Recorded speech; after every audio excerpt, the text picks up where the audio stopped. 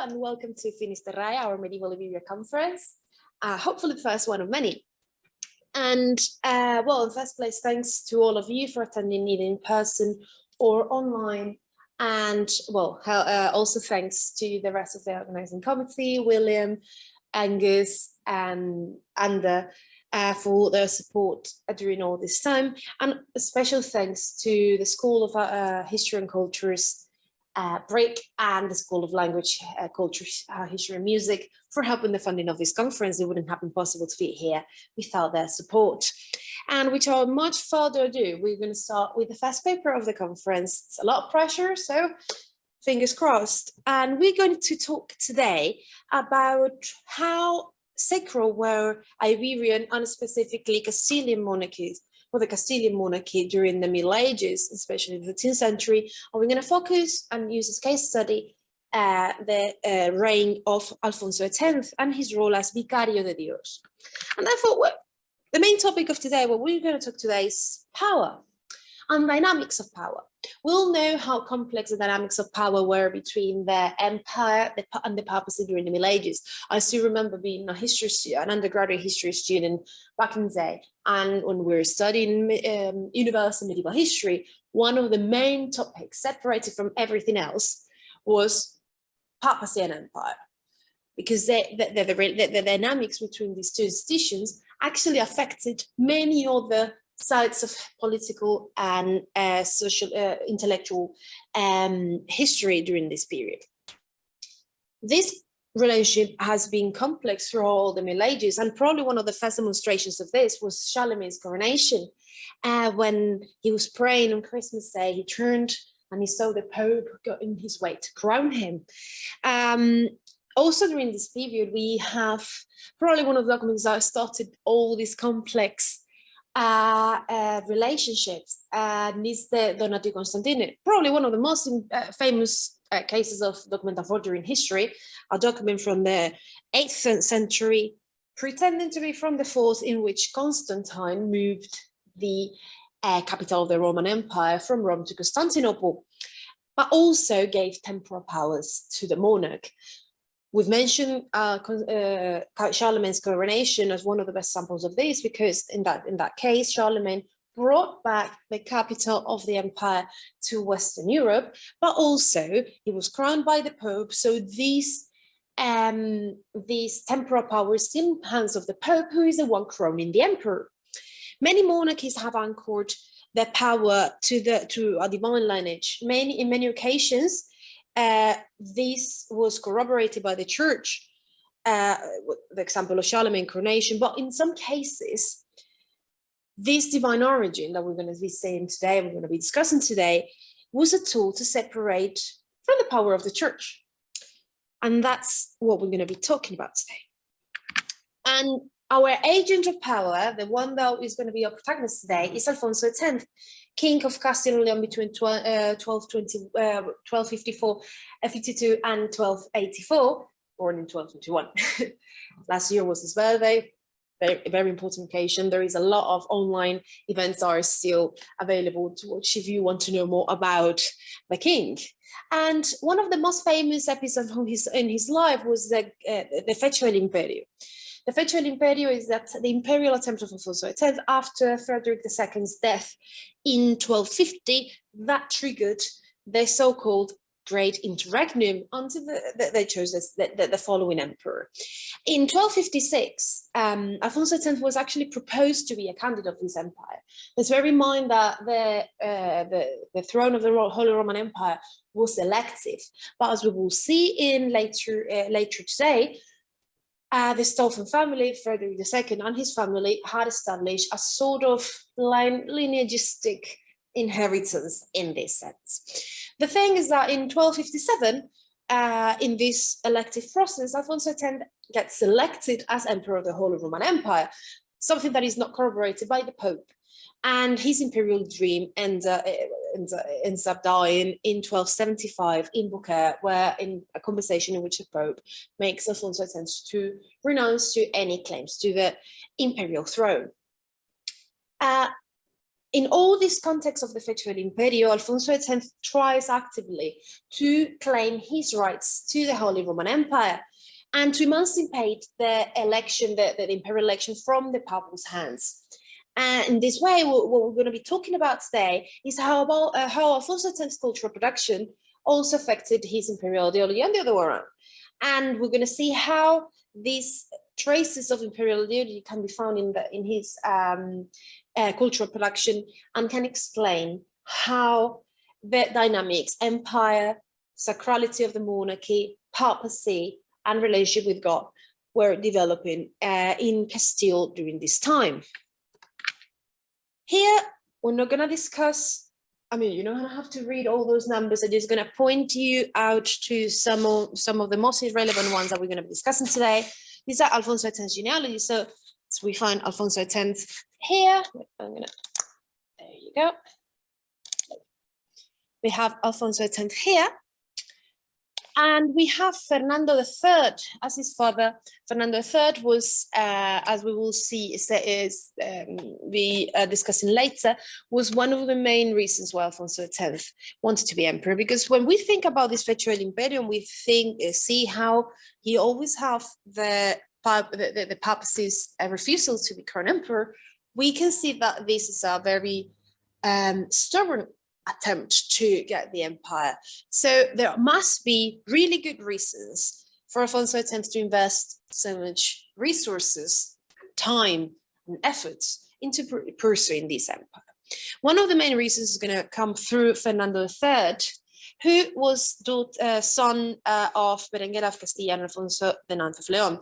In this part of the genealogy, important names that we should remember for later reference are, for example, Alfonso VII and Alfonso VI, because, as we will see, there is an imperial idea in the Iberian Peninsula even prior to Alfonso X. But importantly here, we're also going to see how every time you see a sort of a square in a genealogy, it's usually not good news because it means consanguinity. And actually, this marriage here, because there were cousins between Berenguer and Alfonso IX, was annulled by the Pope.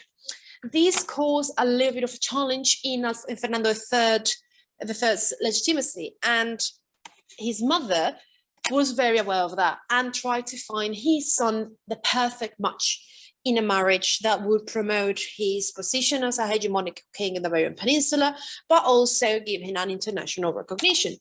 And the best candidate was Beatriz of Suabia, who was the niece of Frederick II, remember, died in 1250, Greek interregnum, and also the granddaughter of Frederick I. And as we will say later, she was also the granddaughter of Isaac's Comnenus of Constantinople. If we think about it coldly, she was the first person since the division of the Roman Empire to hold in her hereditary rights to rule the whole Roman Empire. So she was the perfect bride for Alfonso, and Berenguer knew. And this leads us to our two main origins of Alfonso X's imperial aspiration. First, we were mentioning the Imperium Hispanicum Leonese, that imperial idea related to the Iberian Peninsula that was ongoing and existed since way before Alfonso X's attempt to the empire. We can see, for example, intitulations in the 11th century from Alfonso VI already, calling himself Imperator Totius Hispaniae. So we see here an idea of an empire linked to the Iberian Peninsula as a geographical reality. This is going to be continuous in time because at the end of the day, what the Imperium Hispanicum Leonese is a reformation of an hegemonical power over the Iberian kingdoms. Alfonso VII, less than a century later, he would be actually crowned emperor of the Iberian Peninsula, with the title Alfonsus Dei Gratia Hispanis Imperator. Here we have a geographical reference again to the Iberian Peninsula, but also we have an intitulation with that makes reference to a power that comes from God, Dei Gratia. This coronation was particularly relevant because it consolidated the idea of an hegemonic power on the Iberian Peninsula. There is a lot of studies that actually reflect on if Alfonso X wanted to be emperor of the whole Roman Empire to be emperor of Spain, or he wanted to be emperor of Spain to be emperor of the whole empire. I think he mostly wanted, and I think other scholars like Inés Fernández Oroño agree with me, he mostly wanted to be an hegemonic monarch in the Iberian Peninsula. He pursued this idea, also chased by his father and Alfonso VI, Alfonso VII, of having an hegemonical power over the peninsula, and to get that, the Holy Roman Empire was a really good tool. The same way, being the hegemonical power in the Iberian Peninsula could give him the rights to claim that he also should be emperor of the whole Roman Empire. So I think there was a little bit of symbiosis there, but definitely the Iberian Empire was always one of the priorities. And in that sense, Fernando III also tried to be crowned emperor after Alfonso VII in 1234, but his claim was denied by the Pope because there was only one emperor in Europe, and that was that of the Holy Roman Empire. Simply as that. Even the Centenario worked, was started by Fernando III, but finished by Alfonso X, mentions in the prologue, and for the reason of this empire, the King Fernando wanted him to be called his lordship and not kingdom. And he wanted to be crowned emperor the same way others from his lineage. Obvious reference to Alfonso VII. On the other hand, we also mentioned that Fernando III was married to Beatriz Suabia to legitimate his position in power. But if we go through this, if you analyze this strand of Alfonso X's inheritance, we can see that, as mentioned before, although the emperor was traditionally elective, in the case of the Sovereigns, they had managed to create a dynastic system that kept the empire in the hands of the Sovereigns. That obviously, as you can imagine, that didn't please the Pope precisely. Frederick II even was considered the stupor mundi. He actually got so much power. Well, he was king of Sicily, he was emperor of the whole Roman Empire, he was the wonder of the world. That was a threat to the papacy, who weren't very happy to have another sovereign in the empire. In this case, Alfonso X. And having this lineage, Alfonso X claimed himself to be the right heir of the Iberian Peninsula, of the Empire of the Iberian Peninsula, and the right heir for the for the Holy Roman Empire. But coming back to our first, to our main point of today, we're going to talk about how sacred were these Hispanic monarchies, and how do we define if a monarchy is sacred or not? In this sense, we're going to be analyzing different demonstrations of sacrality. In this sense, we're going to be saying thaumaturgy miracles, and especially coronation and anointing / consecration ceremonies. All of these had been widely studied by authors like Bloch and Cantorbi to analyze specifically the sacrality of monarchies such as the French and the English. And that has worked really well for those scenarios because they have a lot of anointings, they have a lot of coronations, a lot of miracles and thaumaturgical powers. But this has also been the base for the study of the sacrality of the Iberian Peninsula, and Castile, including that. The problem is that this has created a debate, because it is true. I mean, it is true that France and England have a history of unquestionable sacred monarchies with lots of coronations and thaumaturgical powers. The Iberian Peninsula has lacks all these ceremonies and contrasts, and according to authors like Teófilo Ruiz, a Visigoth influence in later Median coronations after a process of de-ritualization that took place during the reigns of Alfonso VII and VIII affected the circumstances surrounding Alfonso X's coronation and, attempt to be emperor. However, according to other authors like Nieto Soria, the existence of Visigoth or post-Visigoth coronations wasn't a guarantee for a stable government, and therefore it has not a real effect in the case in the sacrality of Iberian monarchies. However, sacrality in the case of the Iberian scenario can be achieved by other means, like for example titles and regalia. Remember when we saw Alfonso VII, Imperator de Gratia, Emperor for the Grace of God, or Fernando I was also called Rex de Gratia, Rey de Gratia, sorry, King by the grace of God. So, although we acknowledge that there is a non-systematized existence of these ceremonies, we cannot say that these are bound to the divine character of kinship. And we're going to be looking particularly at these ceremonies and the Iberian scenarios to prove how the lack of them doesn't mean that Iberian monarchies, and particularly Castilian monarchies, weren't sacral. So let's start with ceremonies of coronation, anointing or consecration.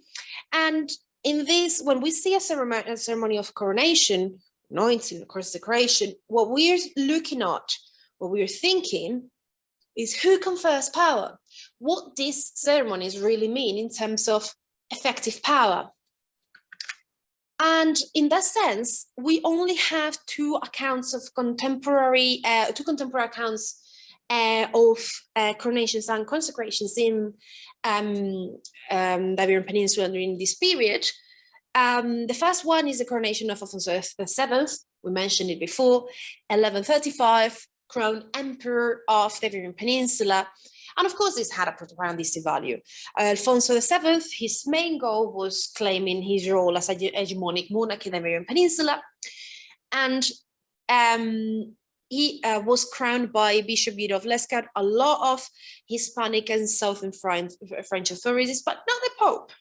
Because although he has the title of Imperator within the Iberian Peninsula, the papacy never accepted his title as an emperor. They admitted he was an eminent and glorious king, but they wouldn't call him an emperor because, as we said before, there's only one emperor in Europe at the time, and that's the Emperor of the Holy Roman Empire. This ecclesiastical support gave him the hegemony in the Iberian Peninsula, but it was a little bit of a concession to get this hegemony. So the coronation was obvious, was necessary, it was a propagandistic feature. The other case that we have is the consecration of Alfonso XI in 1332. Again, it also had a very strong propagandistic value because it took place after the regency following the death of Fernando IV. A long period of regency in which Alfonso XI the 11th authority was challenged. This reaffirms his position in the throne, and interestingly, he, as is described in the chronicle, he was consecrated by a moving statue of St. James that we can see here. The moving statue of St. James that is kept in the Monasterio de las Huelgas in Burgos. There are other later mentions to consecrations and coronations in the Iberian Peninsula, as for example, the Marqués de Mondejar in the 18th century recollects the supposed coronation of Alfonso X, in which he is also mentioned to be crowned by a statue of St. James. There are, in the Monasterio de las Huelgas, there are documents that talk about this statue coronations before. So some authors claim that there was a previous statue, because this one dates from the 14th century, that already was consecrating monarchs and 19 knights before Alfonso XI, but another explanation of this description in the Marqués de Mondejar's account could be a confusion between Alfonso X and Alfonso XI's coronation. But the question is here, who gives the power? In a traditional coronation in which the papacy gives the papacy or the church gives crowns the king or the emperor, we see that the church gives the power from God to the monarch. In here, we see that a statue that has no proper agency is, well, moved by God, we could say, and consecrates the monarch. So it's a private situation. It's a ceremony, a ritual between the monarch or emperor and God through that statue without the intervention of the church. And in that sense, we have two kinds of ceremony: public anointing / consecration, private anointing / consecration. In the public anointing, as we said before, from God, gives the power to the church, gives the power to the monarch. In private anointing, God, in a private relation, in the ceremony, in a private ritual, gives the power to the monarch, and on the other side, gives the power to the church. But they're separated, they don't depend on each other, and of course, the monarchy is closer to the divinity that is the church. And we will explain more on those lines in a bit. And so in here, we can see that this is a reinforcement of the monarchy, of the monarchical power. We separate the power of the monarch from the power of the church. But how do these monarchs that have received a public coronation, anointing, or consecration, how do these monarchs separate their power from that of the church? And this is where thaumaturgical monarchies come into place. Because the moment you have a public anointing, you're assuming that you're submitted to the church. And therefore, the appearance of these thaumaturgical powers can be a way to reinforce their power as monarchs.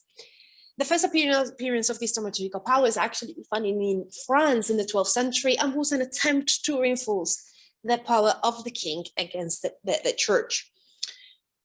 If you have a private anointing, consecration of coronation, you're not going to need that because you already have your power reinforced by the nature of it.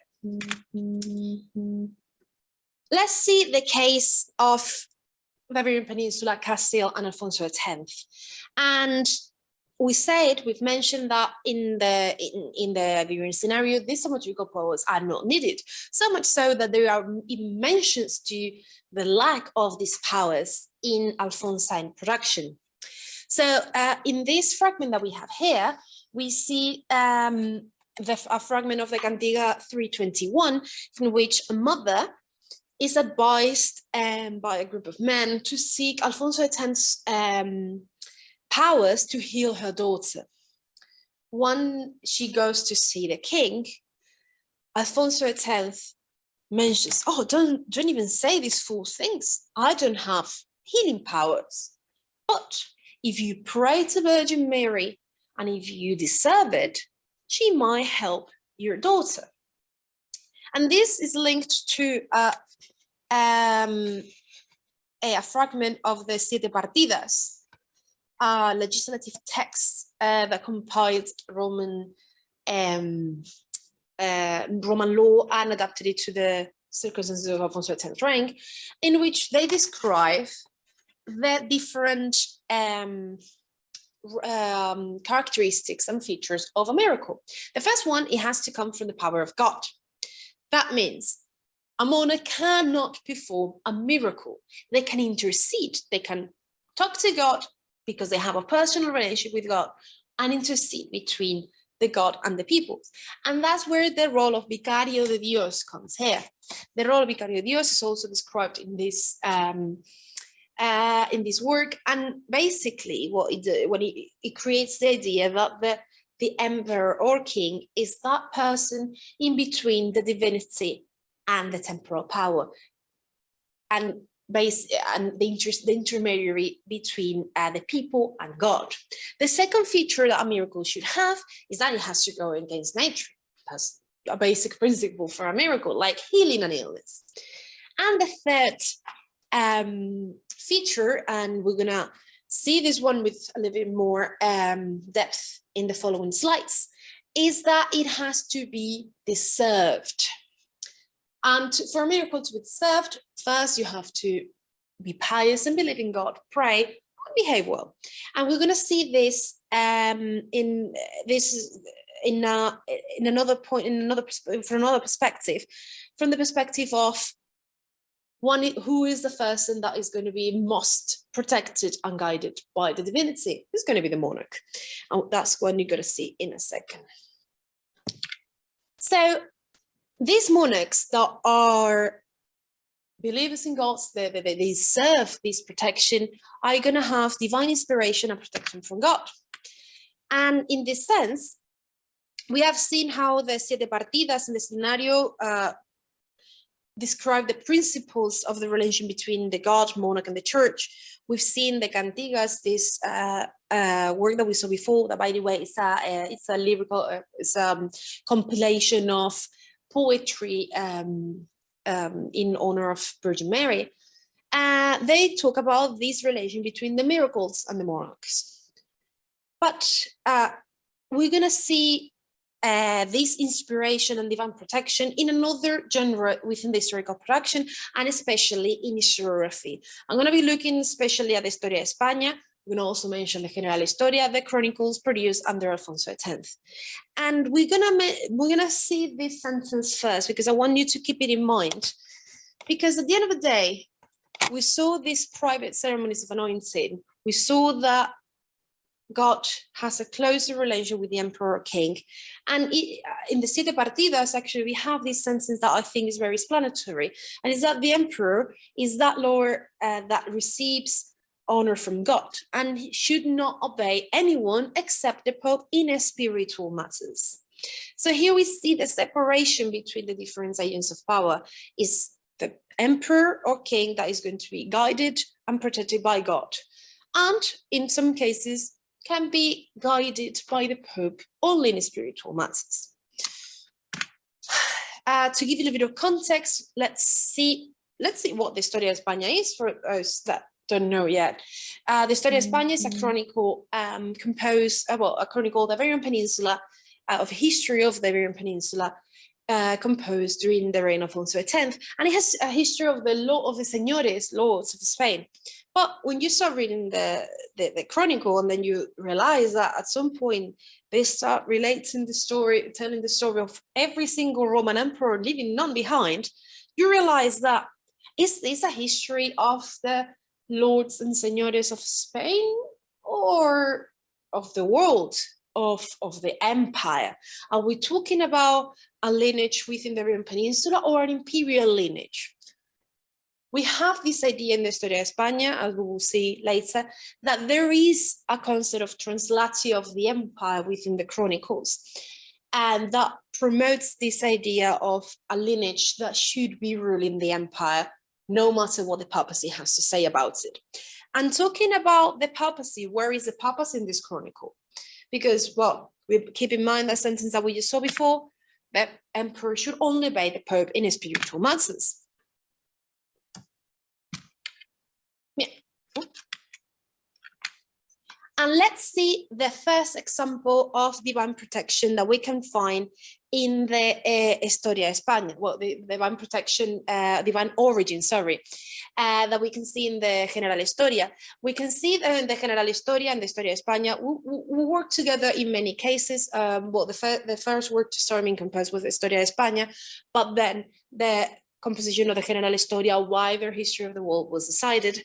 And we can see in the General Historia already mentions to this divine empire lineage that comes from the origins of the world to the times of Alfonso X. And we can see, for example, mentions to de Jafet, de esos linajes salieron otros sí muchos reyes que reinaron in Rome, about kings that ruled in Rome, in Spain, in Germany, and France, and England.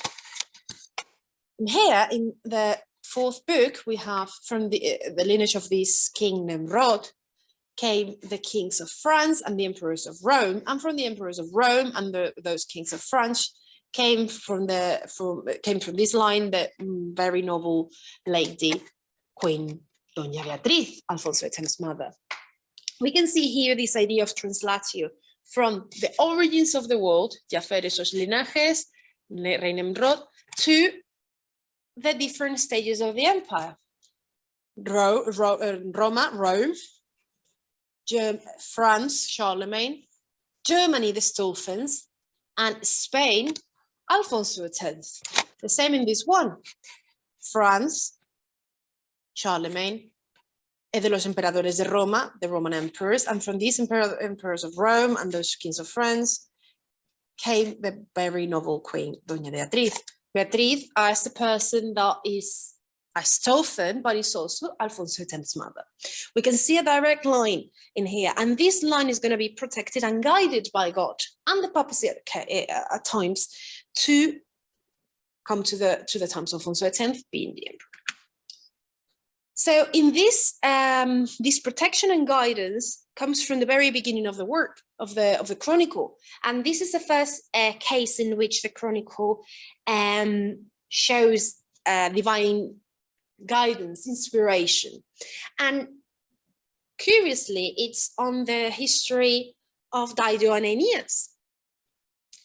Anyone that has read the Aeneid will know that Dido and Aeneas, that Aeneas in the Aeneid never set a foot on the Iberian Peninsula. How do we justify his inclusion in the Historia de España, if it's a history of the Iberian Peninsula? Here we have a really, really interesting effort of adaptation and invention that I really like to explain, because I think it's one of the most interesting ideological features of the Historia de España. And we're going to introduce Aeneas in the Historia de España through the figure of Dido, Queen of Carthage. Again, Carthage is not really linked to the Iberian Peninsula, but it will be. So the first demonstration of divine inspiration in the Historia de España is precisely when God tells Dido to flee Tyre and go to Africa, where actually it is said that God gave her good weather when they were sailing to found Carthage. Afterwards, when she arrives to Carthage, she's accepted as a queen, she starts ruling. She and her advisor, Catherine, have a dream in which they were said that that Catherine had to sail to this land in the Iberian Peninsula and found the city that should be called Cartagena. Interestingly, the Historia de España ignores every other source that they have on the topic. They have different sources that talk about the foundation of Cartagena by Asdrúbal Barca, by King Teucer. We ignored all that, and we made up that Cartagena is linked to Queen Dido through this Carthon, this advisor. So now we have linked the Emperor of Carthage to the Iberian Peninsula. We've made the magic of making that connection. And how do we introduce Aeneas to this mix? Aeneas, when he fled Troy and he shipwrecked in the coasts of Carthage, apparently, according to Historia de España, had a dream that in which he was said by the divinity that he had to marry Queen Dido before fulfilling his destiny, would be founding Rome. Interestingly, if we have read the Aeneid, Dido and Aeneas had only like a sort of affair that was blessed by Juno in a cave. Not a marriage whatsoever. The only marriage that is accepted to Aeneas is that of that with Lavinia later on. But in the Historia de España, they get married. They celebrate the wedding. He's considered Lord of Carthage, and he became Señor.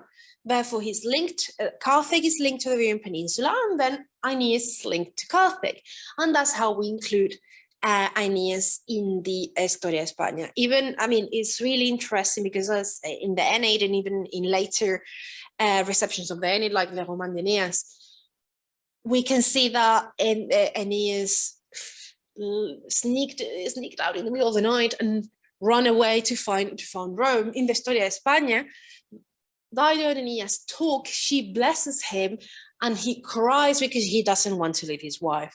So the effort of invention here is impressive. But we see that God is guiding these characters towards a major goal, which is this Translation Imperi that had to come through to the Iberian Peninsula. Other cases, very, very famous cases of divine inspiration and protection. Everyone knows Constantine, and this episode that we have here from the Historia España, it's about his conversion and how he was healed once he converted to Christianism. He received another dream. Dreams are a thing about divine inspiration. A lot of them come through dreams, in which the apostles, Saint Peter and Saint Paul, tell him that he should follow Pope Sylvester and convert to Christianism. Remember what we were asking, where is the Pope in all these stories? Here is the Pope. The Historia España is really interesting, not only in the text, but in the composition. The composition is really important. And in this sense, we can find a succession of popes pretty consistently from the beginning of Christianism up to Pope Sylvester, who is the one in charge of guiding the emperor into Christianism. After Pope Sylvester, we don't see popes. I think 200 something chapter, no, more than that. In chapter, I think 600, 500 something, we have a mention to a particular pope once, but not many mentions to popes in general. And interestingly, we are seeing here when we saw what we saw in the Siete Partidas. The emperor should only obey the pope in spiritual matters. The moment the pope fulfills his duty of converting the emperor into Christianism, that's it. That's the role of the pope. And the Historia España is very, very clever in the specifics, in making this explicit by the composition of the text. Other examples of divine inspiration to Constantine, for example, when he was told to rebuild Constantinople, or this episode here that is also very well known, that is the Inox Signo Vincis episode, when he was again told in a dream that if he wanted to succeed in his fight, he saw this sign, the chrismon, in the sky, and if he used that sign, he will be protected during battle. Here we have a little bit of a combination between this inspiration and protection, because the sign would become something sacred and something that will protect the emperor.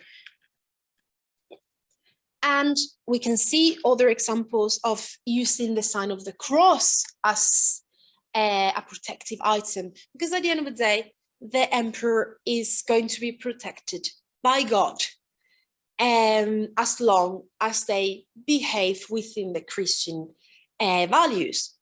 Constantine converted to Christianism, therefore he's going to be protected by God. However, what God gives, God can take away. And at the end of his life, Constantine became, according to the Historia España, became Arian, accepted an Arian baptism, and therefore he died.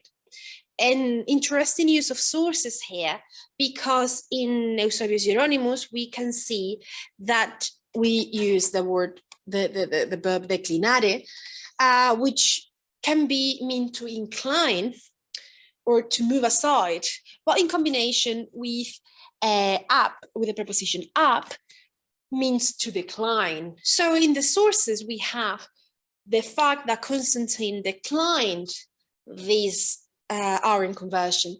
However, in the text we have the opposite. Constantine accepted this conversion and became heretic, and therefore he died. So here we have this idea that God, yes, he's protected by the monarch, yes, he's protected by God, but careful, because what God gives can take away. At the end of the day, the end of Constantine's rule wasn't in the hands of Constantine himself, or even less the church, but was in the hands of God, because he's the one that promotes the translatio of this empire, inspires its emperors, or decides that they shouldn't be there anymore. And let's get to some conclusions here. we've seen that in different scenarios, we're going to get different means of sacrality.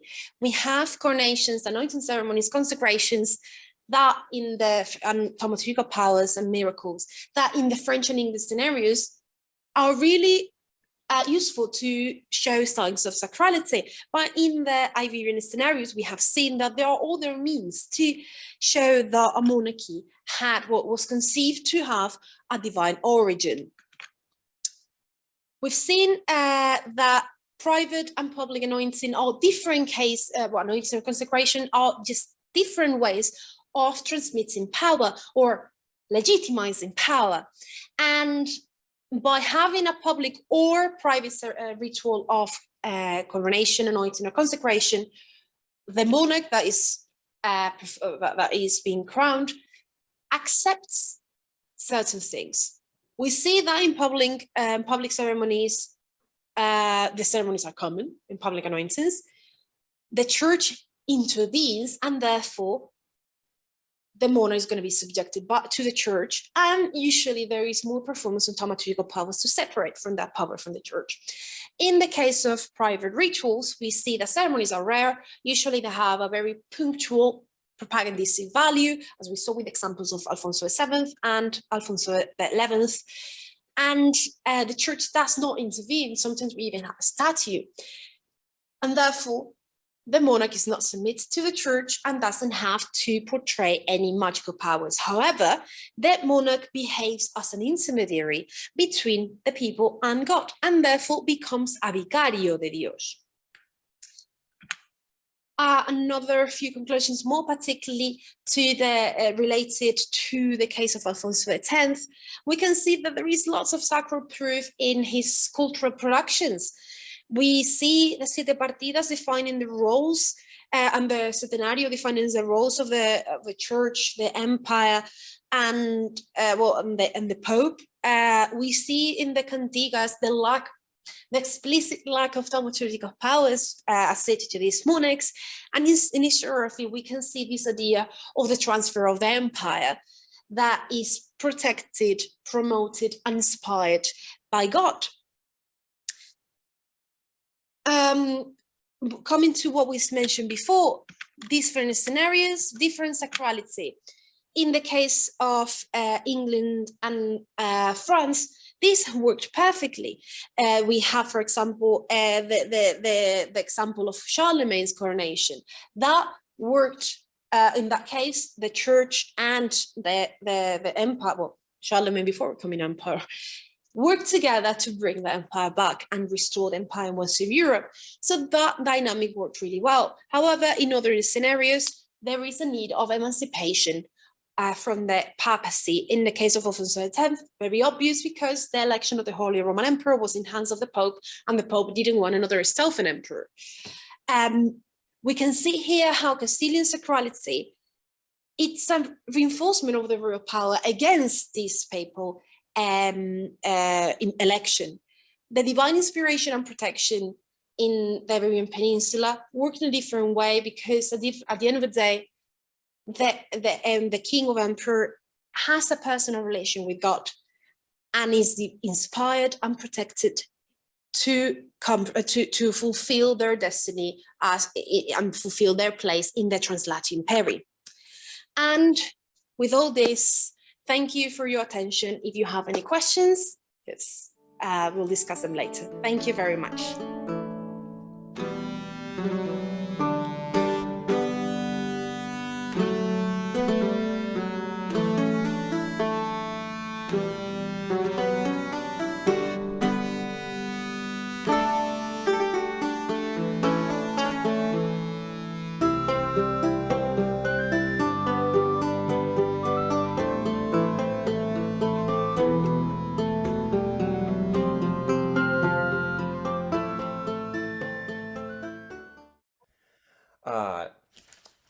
Well, thanks for that introduction. In this paper, I will argue that Santiago de Compostela's cathedral chapter fostered relationships with trade guilds to ensure the financial and spiritual integrity of the cult of St. James and pilgrimage. I will further show that guilds provided a mechanism for the rising class of Pilgrim Town merchants and craftsmen to advance their spiritual and economic interests. In doing so, I will share a case study of profound socio-economic change in one of the Iberian Peninsula's principal cities of ecclesiastical lordship. I want to acknowledge that in addition to the 13th century, this paper will address the seeds of issues and institutions that were planted in the 12th century and which took root and flourished in the early 13th century. The development and operation of guilds along the pilgrim roads to Compostela occurred within a theo-political economy in which power and the allocation of resources were guided by a moral and cosmological framework attributed to Christ and the apostles, including above all St. James. To illustrate the nature of this construct, I will start our discussion with a visit to the pilgrim town of Carrion, roughly 400 kilometers east of Compostela, in the center of the Camino Frances, the principal pilgrim road that ran across northern Iberia. In the late 12th century, a new facade was created for Carrion's Church of Santiago, in front of which pilgrims passed and procured items in a market. The focal point of the facade is a dominating Christ in majesty that projects the power of the church.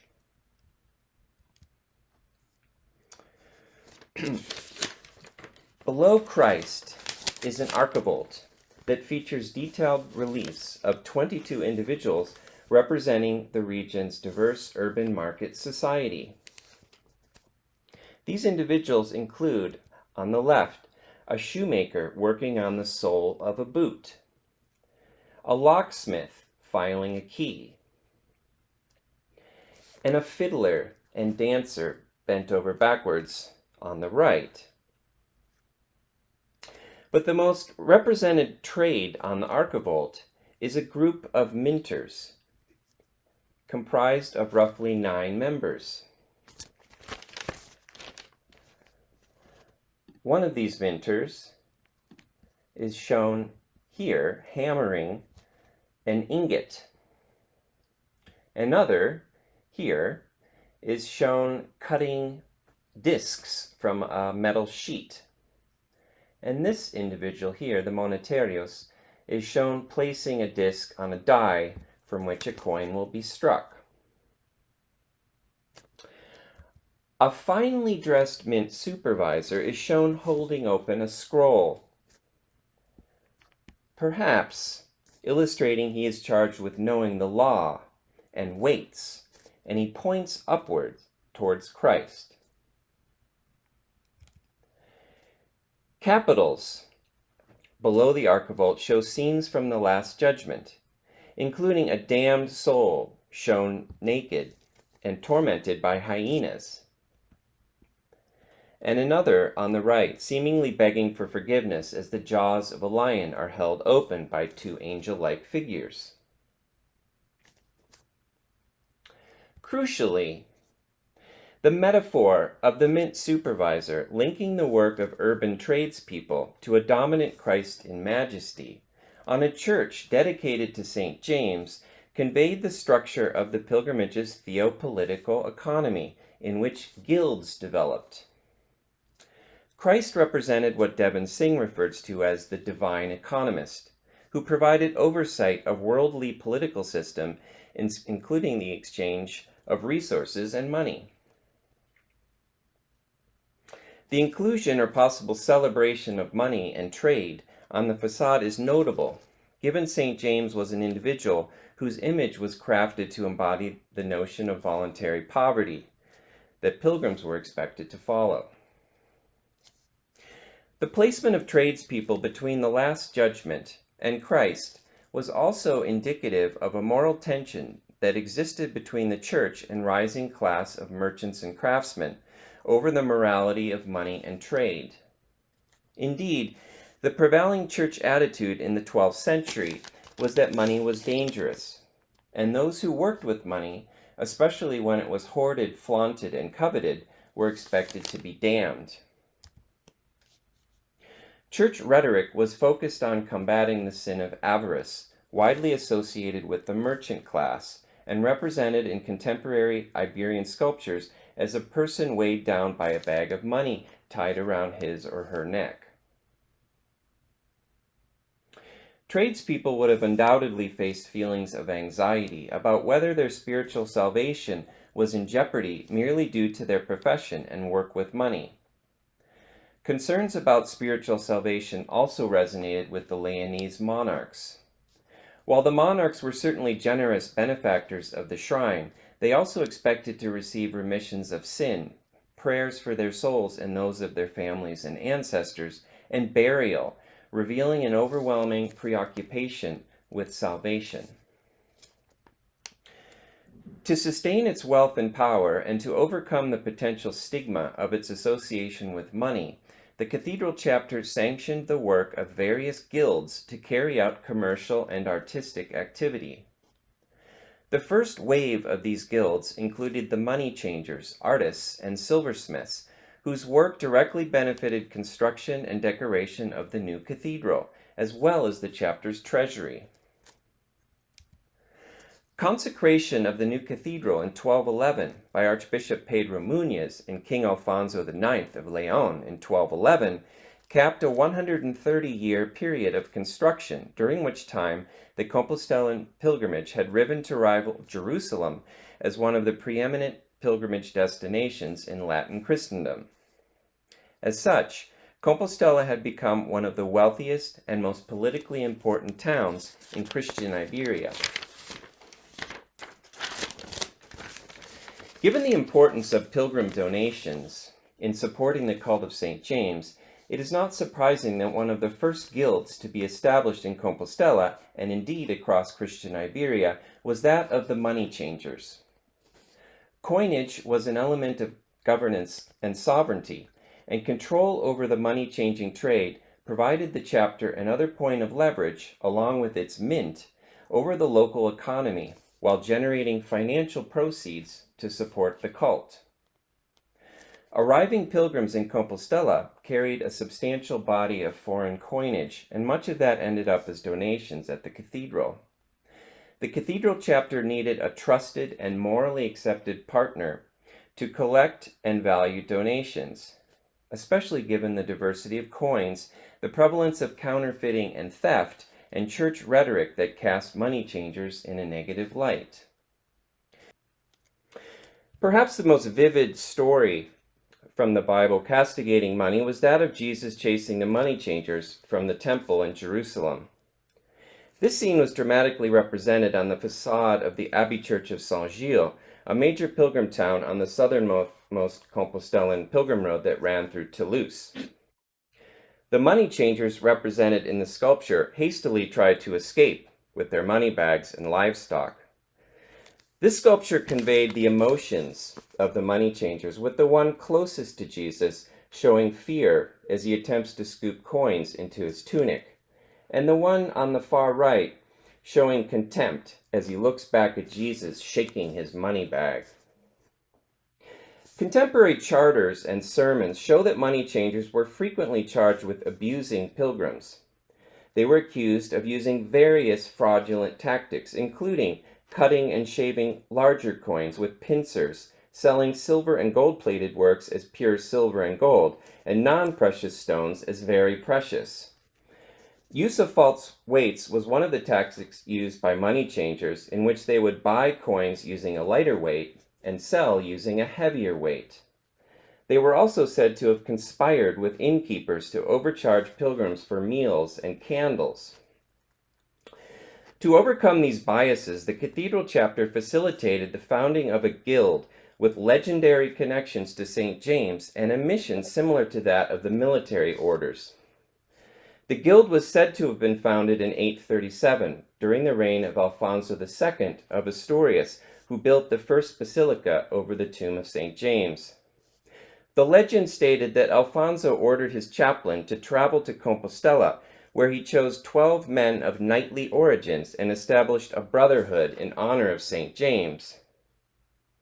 However, the guild was almost certainly created in the 12th century, its foundation story being a further example of legend-building activities that were being undertaken by the cathedral chapter at that time.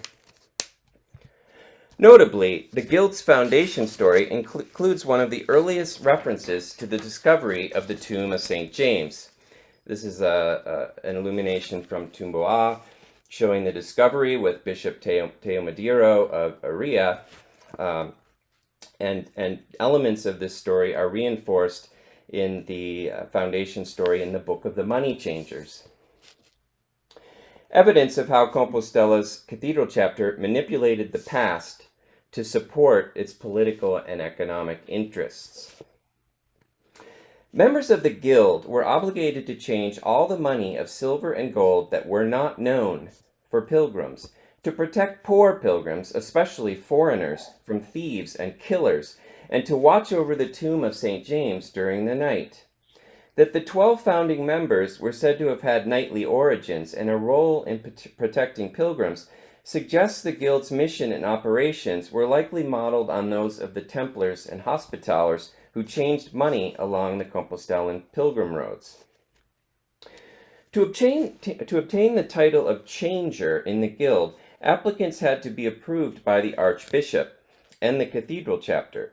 They also needed to be considered honest and of high moral standing, a citizen of Compostela, excluding Jews and Muslims, and a descendant of a previous member. The guild was managed by 4 vicars, who were also deputies of the archbishop, and a senior changer who was responsible for safekeeping the guild's archives. On Sundays, the money changers collected and valued coins and precious metal objects from donation boxes in the cathedral. In addition to processing donations, the money changers facilitated commercial transactions in the busy Parvis market, where they placed tables with scales, weights, and materials that allowed them to identify and value coins and precious metals. The Parvis market was located outside of the north portal of the cathedral, shown here. The tables of the money changers were meant to be seen and used, described as having been golden and painted. And as a fee for their labor, the money changers kept a percentage of the money changed. Money changing continued to be a crucial activity for the cathedral chapter in the early 13th century, during which time the deniers of Miguel that dominated the Languedoc region were the primary silver coins circulating in northern Christian Iberia, shown in the center of the slide. The number of foreign coins circulating in the kingdom of Leon was so great that Alfonso IX banned them from circulation and reminted them into local issues in the late 12th and early 13th centuries, while instituting a strong royal coinage program. Another early Compostelan guild was that of the silversmiths, whose members also included goldsmiths, jewelers, and smelters. These artisans created high-status items that were symbols of religious and princely power, like crosses, reliquaries, chalices, and altar frontals, and they later produced pilgrim souvenirs. This is an example of the type of item they would have produced, although from the 19th century, the reliquary of St. James in the crypt of the cathedral that you can still see today. The silversmiths worked and sold their goods in front of the south portal of the cathedral, the Plaza de Platerias, or silversmith shops.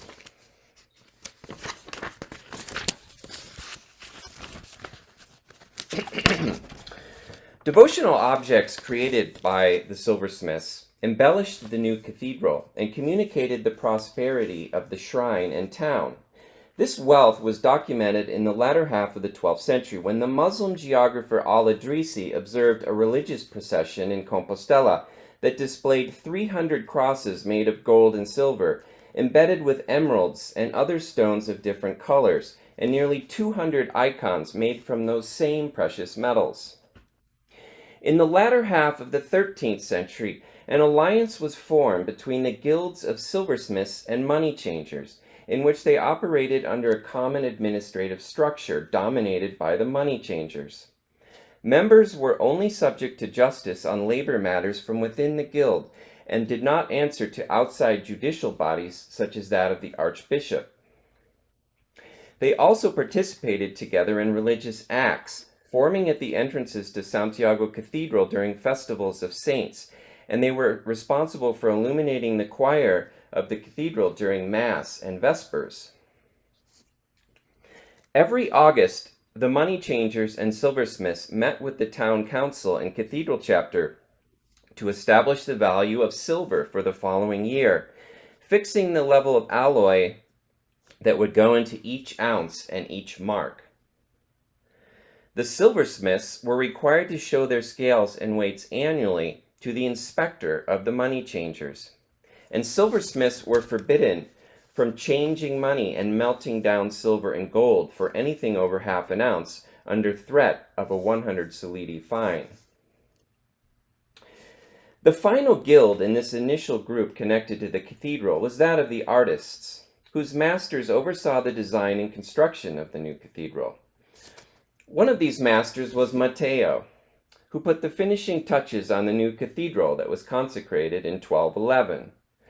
This work included the western facade, the portal of glory, as well as the cloister and choir. Matteo's work was financed by the royal share of Compostela's mint proceeds that was granted to him by Fernando II of Leon, which amounted to 100 morabitinos, gold coins, per year. This significant sum of money was used to pay a highly skilled army of stonemasons, bricklayers, carpenters, painters, sculptors, glazers, and blacksmiths who were responsible for construction and decoration within the city. The guild's privileges, including tax exemptions, the internal handling of judicial issues, and the prevention of entry into their homes by local officials, were confirmed by Alfonso VII of Leon Castile in 1131, suggesting the guild's origins may go back as far as the late 11th century when work on the cathedral began, which would make it one of the earliest guilds in Christian Iberia. The guilds of money changers, silversmiths, and artists were not the only Compostelan guilds operating in the early 13th century, and whose activities were crucial to sustaining the cult and pilgrimage. Another group of guilds emerged, with clear links to the pilgrimage, yet with an important difference, in that their formation was largely self-induced in order to protect and formalize their rights, while advancing their economic and spiritual interests. These guilds included those of the concheros and shoemakers. Concheros were vendors of scallop shell pilgrim badges, symbols of St. James, linked to the spread out fingers on the back of your hand that were to remind pilgrims to do good works.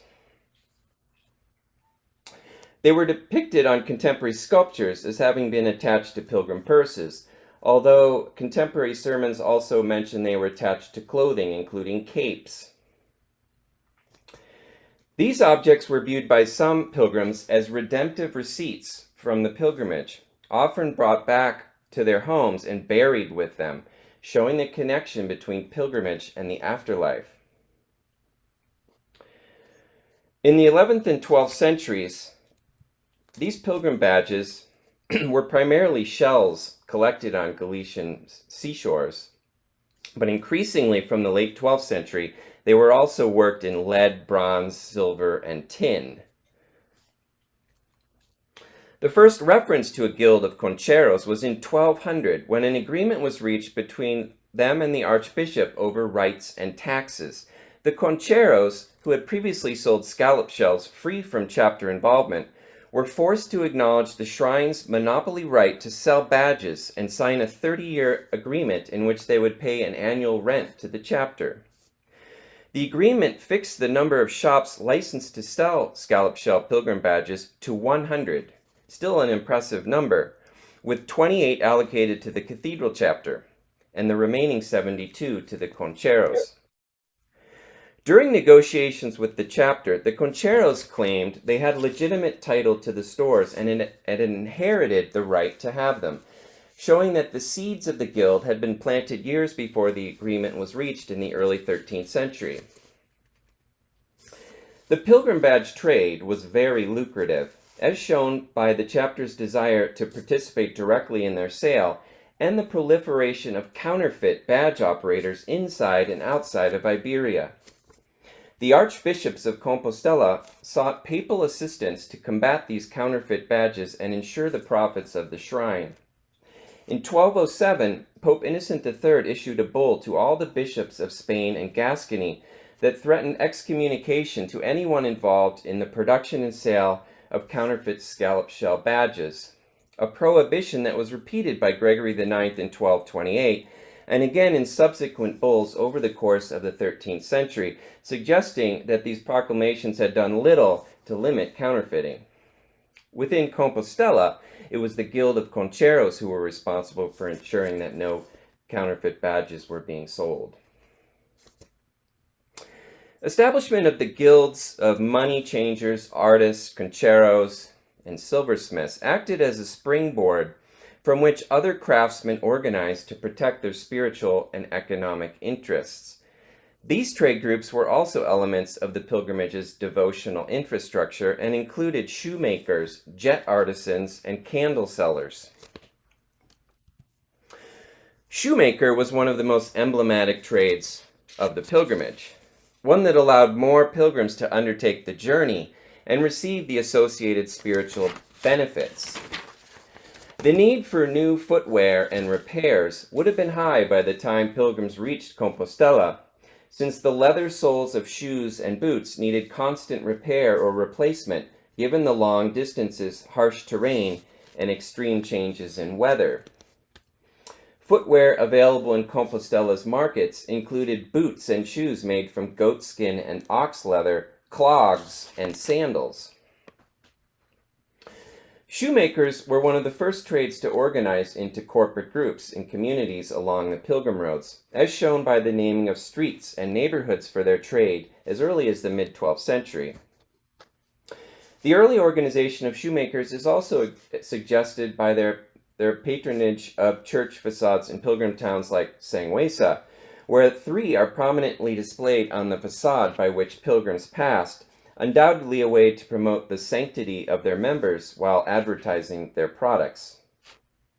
Shown here on the slide. They're shown bearded, wearing aprons, and engaged in specific aspects of making and inspecting shoes. Although little textual evidence exists about the formation and operations of Compostela's Guild of Shoemakers, which we know was founded in the early 13th century, it is likely they mirrored those of other contemporary shoemaker guilds in pilgrim towns like Astorga, Burgos, and León. Notably, the Guild of Shoemakers in these towns were comprised of Franks, who came from areas outside the Iberian Peninsula and who settled in large numbers in the Pilgrim Road communities in the 11th and 12th centuries. These groups often lived together in the same neighborhoods and patronized hospitals dedicated to Saint Martin.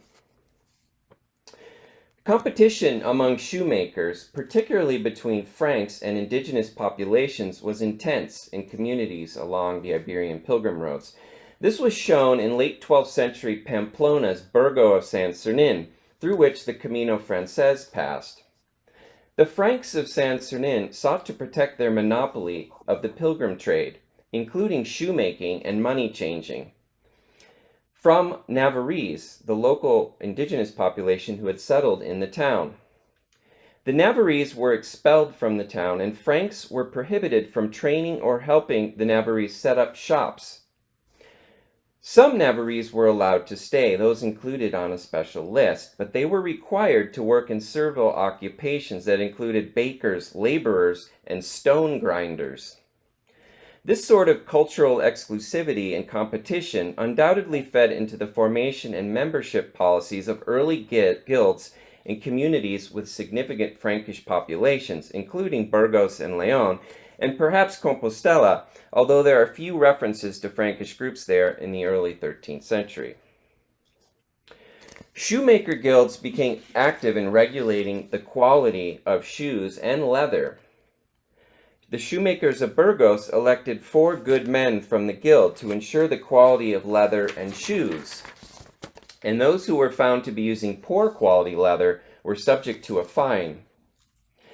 They also assessed fines on shoemakers who worked during festival days, on Saturdays, or at night. Proceeds from these fines were split 3 ways, a third for the fortifications of the city of Burgos, another for a hospital, and another third went to the good men. Compostela's Guild of Shoemakers would have undoubtedly performed similar functions, taking over regulatory activities previously performed by the cathedral chapter, such as those in 1133, when it forbade merchants from selling leather from cattle, goats, and oxen to ships that arrived into Galician ports, and they fixed prices on a wide variety of footwear that varied by quality level. Guilds in Compostela and along the pilgrim roads entered into religious and charitable acts like patronage of pilgrim hospitals, participation in the festivals of saints, and financial support of ecclesiastical institutions, with an understanding that their members would receive spiritual benefits in return, in the form of burial rites, prayers for their souls, and pious works in their names, showing their preoccupation with spiritual salvation. These issues became increasingly important as the notion of purgatory became widespread in the 13th century. The establishment of guilds with their religious, charitable, and regulatory functions contributed to an accelerating shift in church attitudes about money, merchants, and commercial activity in Compostela and indeed across Western Europe in the early 13th century. Underlying this fundamental change was the role tradespeople had in advancing pilgrimage and religious piety. It was also based on the notion of social utility, first conceived by Aristotle and used by 13th century religious scholars as a crucial distinction that allowed a wide variety of previously condemned occupations to be embraced as part of the universe of faithful Christians. In addition to the spiritual benefits, guild members realized an increase in social status, although this varied by trade. At the high end of the spectrum were the money changers, who came to be seen as the most aristocratic guild in Compostela. The prestige of the Guild of Money Changers was demonstrated during the annual festival of Santiago, when its members marched with the archbishop to his palace and paraded with their horses in honor of St. James. Records from the early 13th century show that money changers, almost certainly members of the guild, lived next to the cathedral along what is now called the Street of the Old Money, in the spiritual and political heart of Compostela. At the other end of the spectrum were groups like the shoemakers, who were referred to as vile and of a lower class than rich burghers and merchants in the 12th century. As occupations became increasingly specialized in the 13th century, social hierarchies even formed within the footwear category, with cobblers, those who repaired shoes, viewed as being from a lower class than shoemakers, or cordwainers, and they were prohibited from working with new leather. While guilds provided a valuable regulatory and charitable function, their monopoly power also limited competition, which presented opportunities for them to increase prices beyond what would have normally been charged.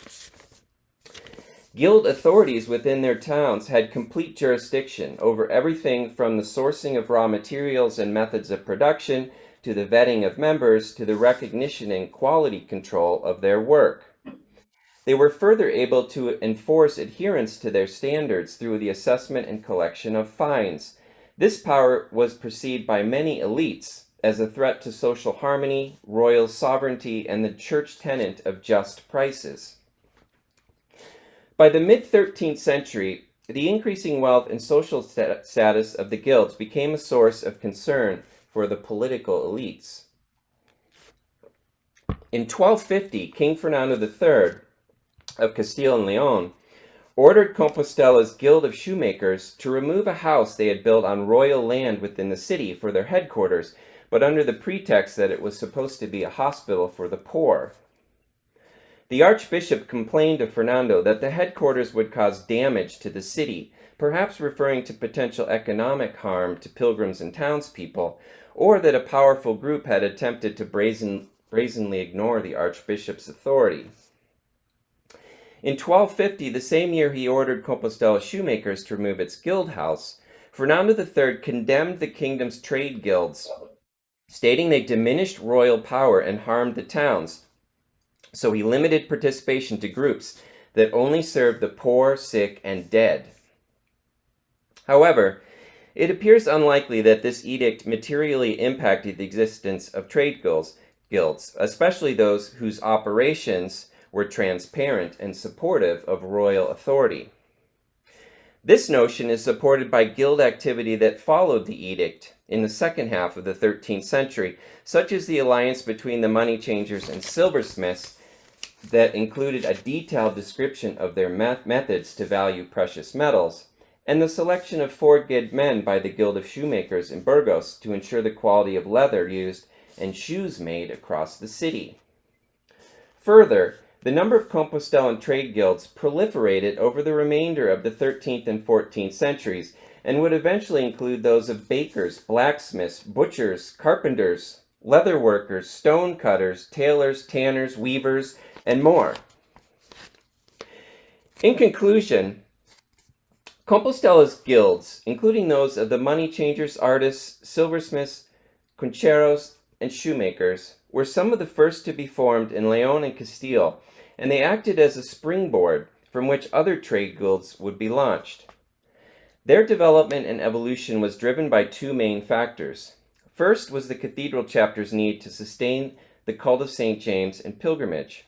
In an era of increasing urbanization, circulation of coinage, and trade specialization.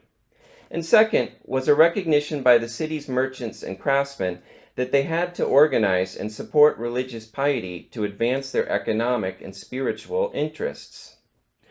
All of this was done within the construct of Compostela's Theo-Political economy, in which the allocation of resources, including money and merchandise, was based on a moral framework attributed to Christ and the apostles, including above all St. James. These guilds represented a new kind of institution that supported yet threatened royal and ecclesiastical power, and eventually many of their regulatory functions came to be absorbed by the state. That's it. Thank you.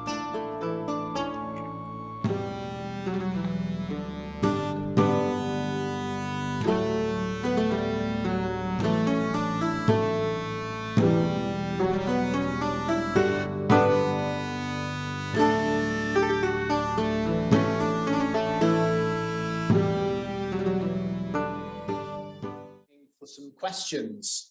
I thought we'd leave it until after the 2 papers have been given so that we can see what kinds of themes might emerge out of them and distill some questions from those. How are we going to do this? There are, I guess, we have people who might want to post their questions in on chat and they can be fed into the conversation. And whilst we're waiting for those, are there some there already, or should we? Okay, so please feel free to start entering your questions on chat. And if you don't mind, John and Elena, we shall start asking you some questions, and perhaps to start with from the floor. Anybody here with any questions? William. Thanks both for 2 really excellent papers and for discussions after such a great start. I'm going to ask a question about St. James and the materiality of St. James to both of you from slightly different ways. Elena, I've never seen that statue before. It's absolutely fascinating. I wonder if you could tell us some more about it and what you know about its role in the rituals. Particularly, I'm interested to know whether it was animated. There is some interesting research on animated sculptures of Christ, but I'm not aware of any. So that's my question on materiality, St James, for you. And then John, I was struck. Obviously, I'm very familiar with your work over many years, but it really struck me today when you were showing us the images of the scallop shells, hot shells. Why don't Compostela branch out in terms of the range of merch they're willing to offer pilgrims? The last summer I was at the Beckett exhibition at the British Museum, and a phenomenal range of different types of pilgrim souvenir, and pilgrim souvenir carrying different sorts of iconography associated with the cult of Beckett. So just your reflections on why they might not be quite so willing to diversify their brand in the way that the Beckett custodian. I'm still researching on that statue because again, I find it fascinating. There is a lot of research done on especially early medieval moving statues, and actually they are quite common in the northwest of the peninsula. There are still, nowadays in Holy Week, there are very famous some statues and some processions in Galicia with moving statues. This one was conserved in León, in Burgos, pardon. And interestingly, there are more accounts, later accounts of these kind of moving statues coronations, but because the other account that we have is about Alfonso X's coronation. However, that account is compiled by the Marqués de Mondejar in the 18th century. So I believe that although it's been accepted that a lot of people, some scholars believe that Alfonso X was also crowned by a moving statue, I think that the Marqués de Mondejar made a little confusion there with the statue of Alfonso XI. Because that is the only account that we have of that. There are not more accounts of these kind of moving statues performing coronations in any other king in the Iberian Peninsula. That's why I think it will be really interesting to have a further look at it. Because, it's literally just removing the church completely out of the question and putting all the power in a statue. This is brilliant. Well, yeah, there is a lot of work being done right now especially in this. Is it putting? Sorry. Is it a statue or is it St James? It is a statue of St James. Has it got relics inside it? I don't know that. I'm not sure, but actually that's a really question I really want to have a look at, because if he had relics inside, it would be even more interesting, because the relics are conceived as a proof of dating. So that could be really, really interesting. I'm definitely going to look at that. John, sorry, do you want to? Yeah, William, just to make sure I'm understanding, there's a little bit of static on the communication, but just so I understand your question, was it regarding why the cathedral chapter didn't expand their merchandise sales outside of Compostela? Was that? It was. I'll speak on your behalf, William, because I'm nearer the microphone. So I think is there? All right. Well, the question was basically, why do they not diversify the range of kinds of items beyond that of just scallops that they kind of choose to sell as merchandise? I think that's pretty much the question. Got it. Well, a couple things there. One, the cathedral chapter taxed the various shops that operated around the cathedral. So the silversmiths, for instance, and later jet sellers and candle sellers, as well as the money changers in the North Portal, they received payments either in the form of rents for those shops or in terms of direct proceeds in the case of money changing. So they were actually gaining financially from the activity, even if they didn't own the shops.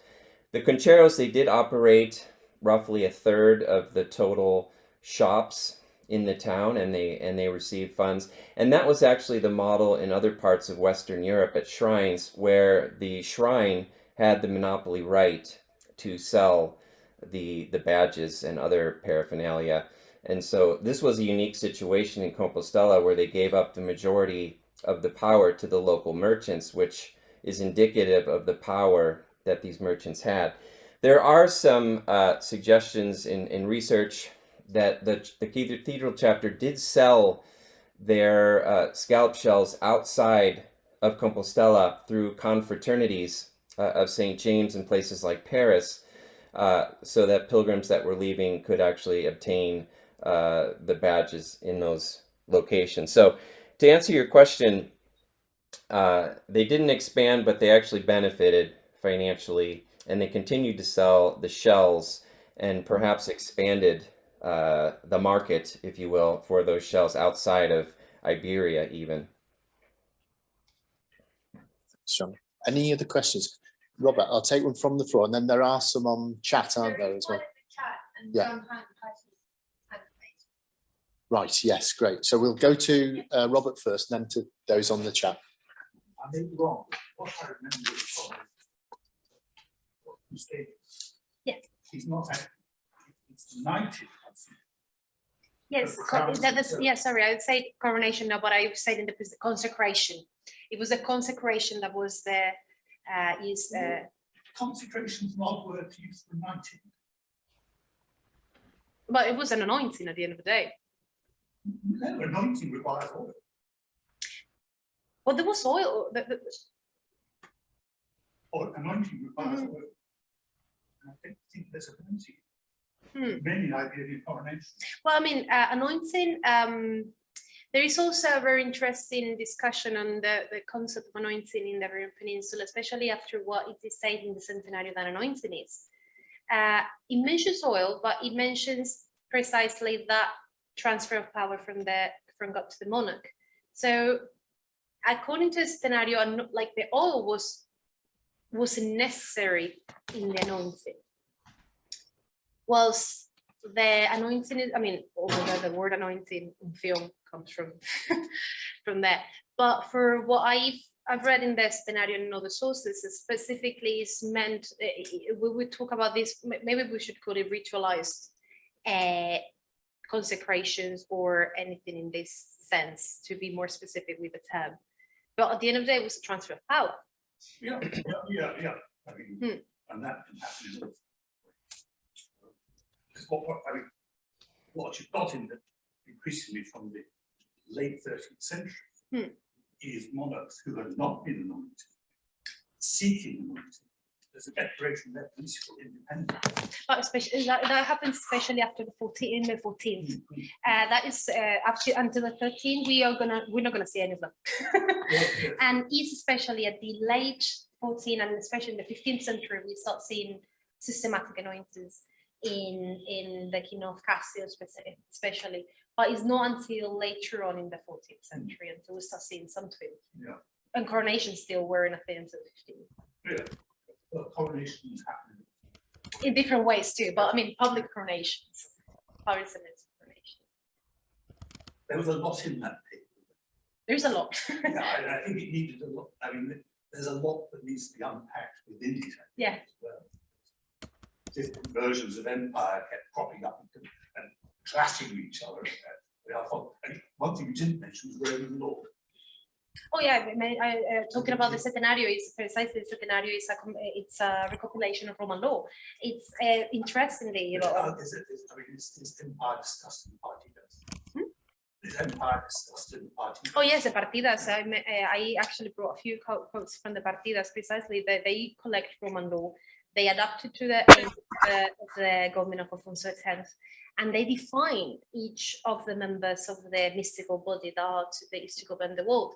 I mean, I think I'm also planning another paper actually on this, on the relation between the Siete Partidas and the Liber Augustalis promoted by Frederick II, because both of them have the same purpose.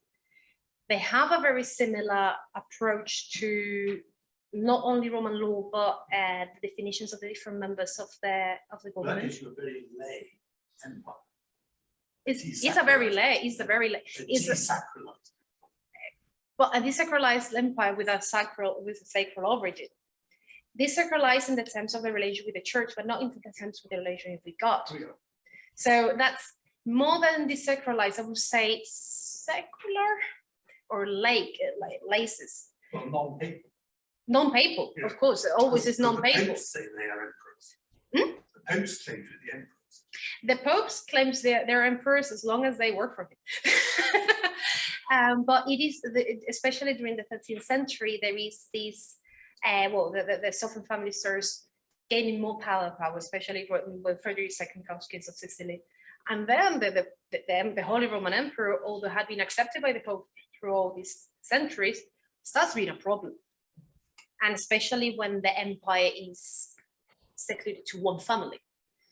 And with this dynastic idea that the Stoffens started to try to achieve, especially since the times of Henry IV, that started to create this dynastic inheritance in the Holy Roman Empire, trying to surpass the elective system that the Pope was very happy with. Great, thanks for that, Elena. Should we move to the questions in the chat? Yeah, so the question in the chat, John has already answered that one, so I think John has. Great, can we patch John in, John Hunt, that is, can we get him to speak? Hi, Is it hi, all right? Simon. Yes. Fantastic, thanks, John. Hi, hear me. Thank Yeah. you first of all both for the fascinating papers. If time permits, I actually have questions I'd like to ask of both speakers, but if I could ask first of all a couple of, I think, related questions of Elena. I think Robert was speaking a moment ago from the audience, and I didn't quite catch everything that was said there. So forgive me if this has been covered, and also if I missed it in what Elena had to say. Firstly, what something that seemed to come out from the introduction to your paper, Elena, was that the imperial notion, as it were, and I'm thinking here about imperial authority within the realm, seems to be earlier in Iberia than is being expressed, for instance, in Anglo-Norman kingship. Now, I put aside the expressions of imperial authority within an Anglo-Saxon context, but thinking very specifically about the 11th, 12th centuries onwards, is that impression that I have a justifiable one? And if so, why? How might you explain the fact that it is appearing earlier in Iberia? Is this something to do with Visigothic heritage in some way, or something related to that? As I said, I'm thinking very specifically about imperial authority within the realm. And the other point that I wanted to ask of you, sort of semi-related to that, is you speak about the transfer of power, the power of God, as it were, to kingship. I'm a bit troubled by that concept, by that phrase. Surely what is being referred to here is a process of recognition, not actually transferring God's power, as it were, to a mortal, to the king, but rather a recognition that the king acts as vicarious.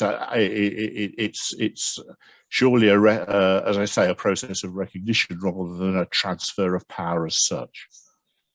Starting for the last question, yeah, I mean, it's a recognition. I took the transfer of power just to make these things a little bit more visual, but it's mostly the recognition of that power is being accepted by the monarch. And on the first question, sorry, Roman Empire and why so early in the Iberian Peninsula. I think there is a combination here of let's bear in mind that the Iberian Peninsula during the Roman Empire was one of the most Romanized provinces of Rome. So the Roman tradition was strong in the Iberian Peninsula already. I think that together with that geographical reality of the Iberian Peninsula separated of the rest of Europe, fomented the recuperation of the classical Roman Empire, the ideas of the classical Roman Empire, especially to defend that idea of that Imperium Hispanicum that Iberia, that Hispania, let's say, that came from the Roman provinces. So I think So I'm sorry, was it connected in some way with the notion of Reconquista? well, I don't like to use the notion of Reconquista because I don't think that Reconquista exists. Okay, fair enough. Because, I mean, what were they reconquering? They weren't Visigoths in Granada. Well, I know more. Is it a? Let me rephrase it then. Is it an adoption of a title of convenience for political ambition within the peninsula? Yeah, so there is also this idea of hegemony within the Iberian Peninsula. Of course, the most land that you conquered as a king, the most powerful you were. So the conquest, not Reconquista, the conquista, especially the monarchs that conquered the most, like Fernando III, for example, Jaime I. Of course, they were claiming that hegemony within the Iberian Peninsula. That linked to this idea of the Iberian Hispania that comes from Rome, that is still a geographical identity.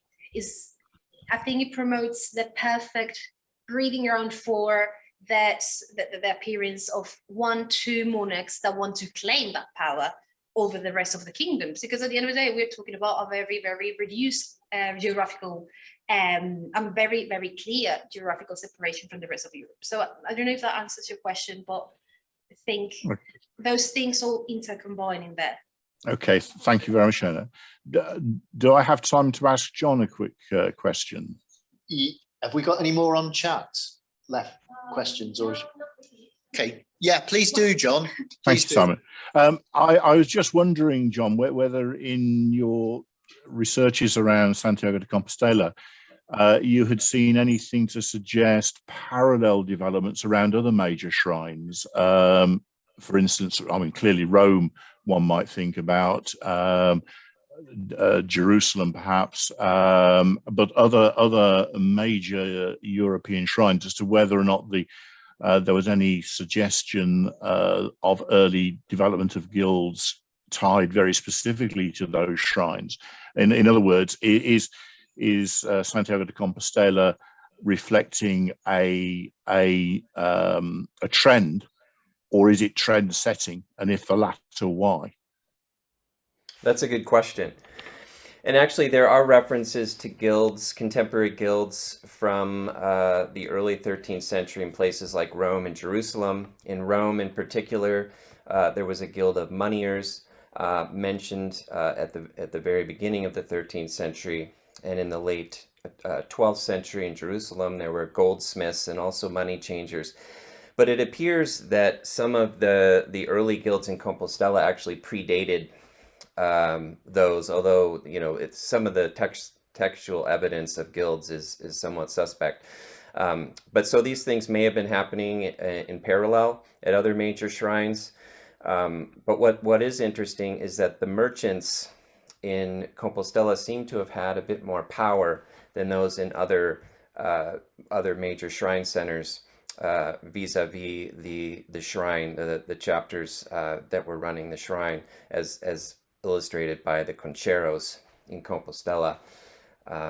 So there were other guilds, but the formation of some of these early guilds, like the money changers and artists in Compostela, appears to predate even some of the guilds of Rome and Jerusalem. So they may have been trend setting in that regard. Okay, thank you. Thanks very much, John, for that. I think we've run out of time there, I'm afraid. I don't know if you've any questions on the chat line or any here. All that remains me to just invite people to give our thanks and show appreciation to the first two speakers on the first panel, which has been a huge success. Thank you very much.